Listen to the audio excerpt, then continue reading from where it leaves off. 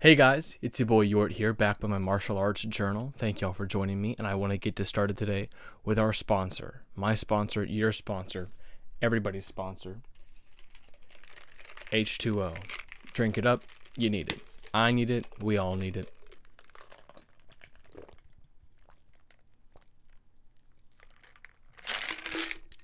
Delicious. Oh, God. I'm so exhausted. But back on topic. I am so excited to get testing. Y'all have no idea. So I know I mentioned last week that we would be going through with our testing at sometime this month, maybe May, but we did get confirmation that we are testing sometime between mid-May and the end of May. It just depends when we can have a concho out of town come in and adjudicate, or just at least watch us record our tests. And speaking of which, I kind of wanted to get into exactly what falls into the testing. And I can only speak for the first couple levels, or the first couple ranks of this, of my school system.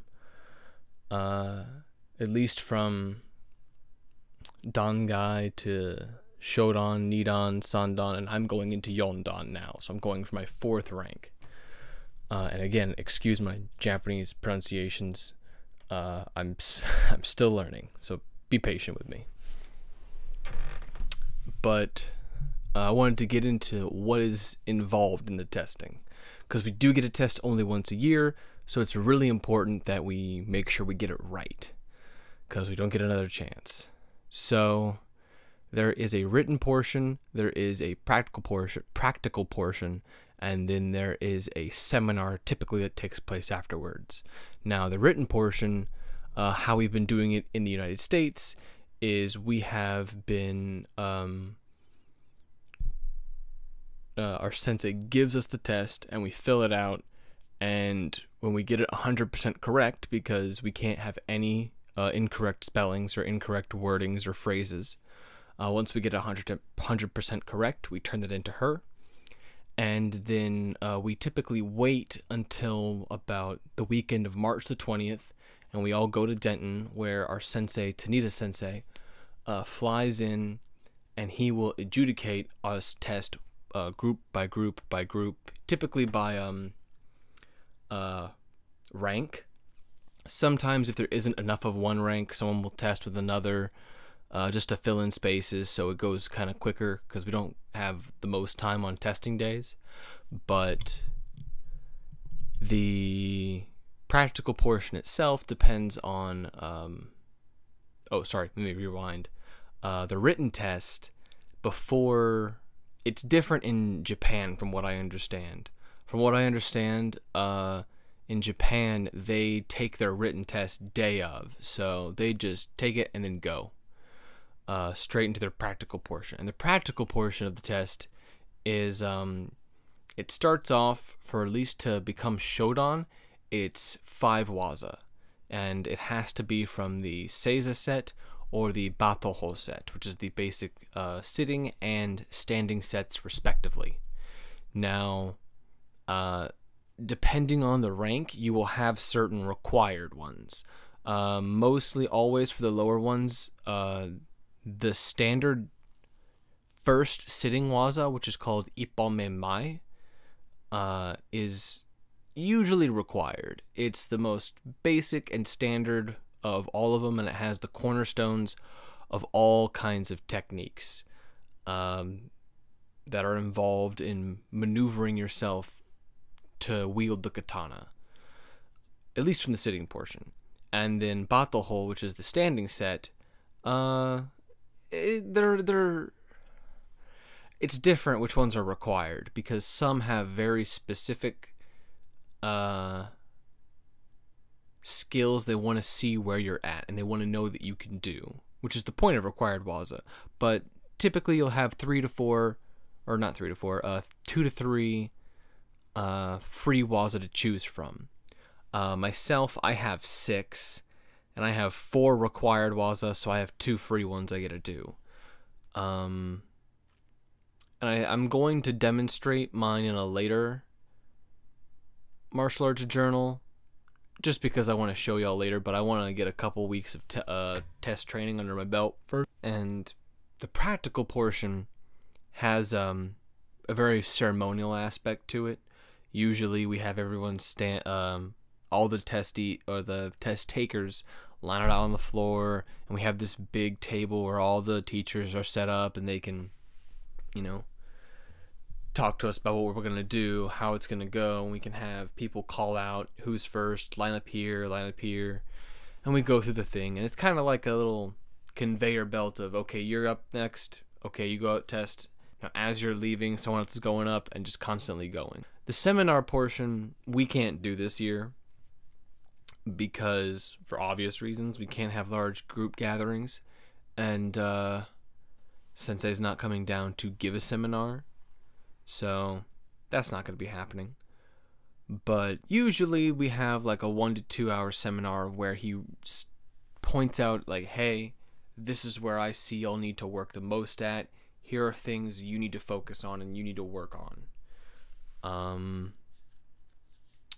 Which that's always a fun time.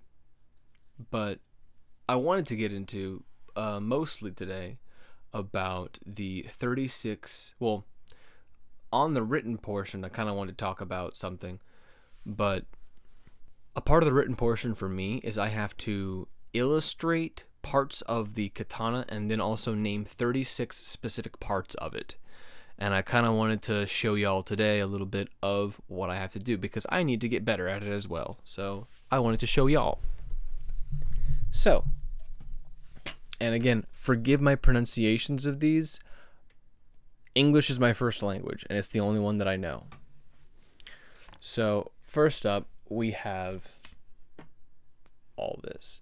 This down here is the, oh Jesus. I don't have much room here, so bear with me. This part of the sword right here is called the tsuka. It's basically the hilt of the sword. The wrapping on here that's blue right here for me is called the tsuka ito, which is just or ito, which is a cotton or silk wrap underneath it, which is white rayskin or black rayskin. It's called the same. The little wooden holes you see right here are called the makugi. Makugi, gotta say that right. The little steel ornaments you will see adorning the sides and the inside of them are called the menuki. The very end right here is called the tsukagashira, this metal cap. And this metal cap at the end of what is called the saya, or the scabbard, is called the kojiri, which is this metal cap right here. This cotton cord right here for me is called the sageo. And the loop that it goes into right here that holds it, I don't know if you can see it, it's right here, and it's what it loops through. It's called the kurikata. Now, before I take the sword out, I want to get through these. Now, if you take, if you see this metal collar right here where the cotton ends, it's called the fuchi. Yeah, the fuchi. And the metal ring right here, which is the cross guard, you kind of say, it's called the tsuba. There are little metal spacers on either side of the tsuba that are between the fuchi and the or the fuchigane. I'm not sure. I need to make sure I'm good on that. But they're called seppas. Little spacers are called seppas. There's the ura seppa and the omote seppa. Now taking this off. Here we go. This is where it's going to get really difficult and really specific. So bear with me if you can't see it. I'm going to do the best I can here.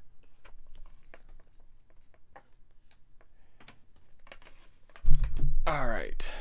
So, first up, we have the Habakki, which is this metal collar right here before the actual tang starts. And the tang itself is called the nagasa.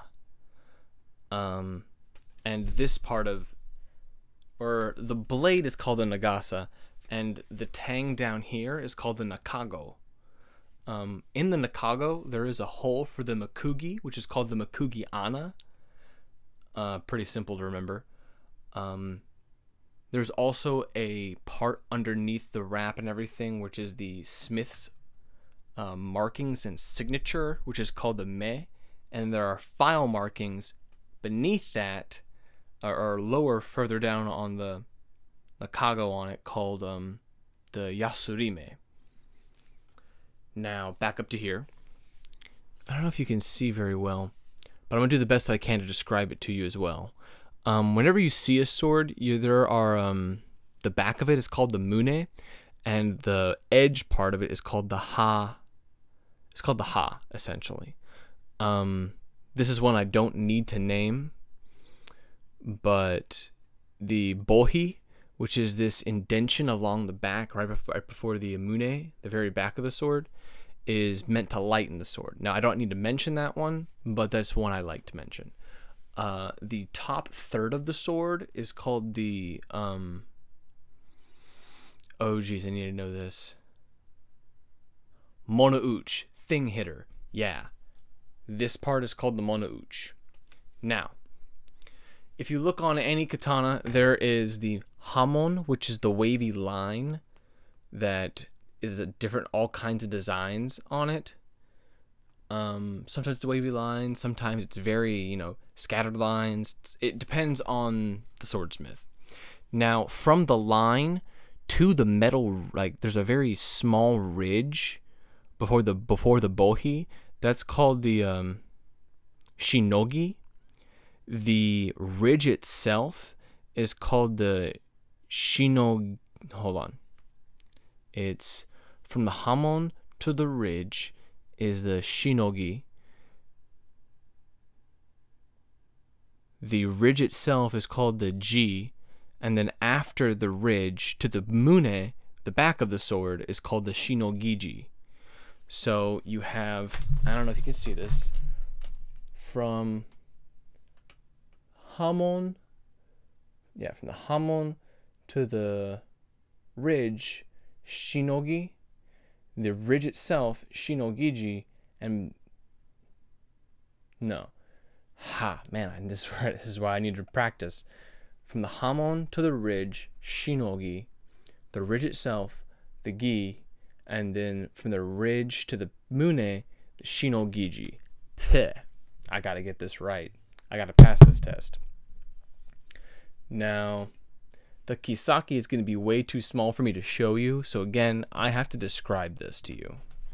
So the Kisaki is the last tip of the sword, which is typically what we're trying to put all of our effort and strength into whenever we cut.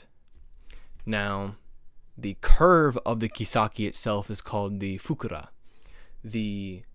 Now there's a small line that separates essentially what's the blade from the Kisaki, which is called the yokote, and where it stops in the center, where like the shinogi, the ji, the yokote, and the this further ridge, which is called the boshinogi, the small shinogi. Haha, that's another one.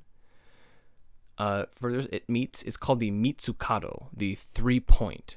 And it's very small, but if you look on the Kisaki, there's a point where you can see the line stops and these 3 ridges meet, and that's the mitsukado. Now, what else is next?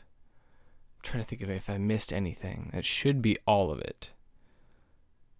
And the last 2 I forgot to mention earlier, which I'm docking off of my low grade here. There is the munemachi and the hamachi, which is just little metal collars that are parts of the blade that fit into the habakki. And you can see it better on the munemachi than the hamachi, but if you look on the back of them, you can clearly see that there's a part of the habakki that fits right in there. So those are the 36 sword parts that I need to know. And thank you for letting me just rant at you about them. I know it's kind of long, but I appreciate it. So thanks for sticking around. I'll see y'all next week when I have more to report, and I'm going to actually perform. No, I'm not going to perform my my waza yet, but I am going to upload and kind of bring my training schedule. So excited to share that next time. I'll see y'all then.